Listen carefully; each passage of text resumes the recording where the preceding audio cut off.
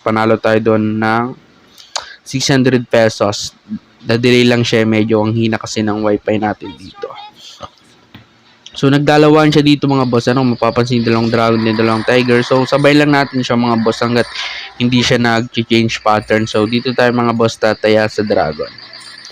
So yan, taya natin, tingnan natin kung tatama sa east, then gist. So mga boss, nag-change pattern na siya dito, hindi niya na ginaya yung dalawahan. So ginawa niya na yung dalawang dragon, then tatlong tiger. Then kung mapapansin niyo dito mga boss, after ng tie dito sa kakaliwa, after ng tie is meron siyang dalawang dragon, then ay merong dalawang tiger, then yung next mga boss is tatlong dragon, So ginawa niya dito mga boss sa dulo, so dalawang dragon and tatlong tiger. So ang gagawin natin dito, mag-dragon tayo dito, kasi mag-alternate tayo, gagayahin natin mga boss yung nasa previous result sa tie. So yun, nag-tie siya dito, kitang-kita nyo, ginagaya niya talaga, pampalito lang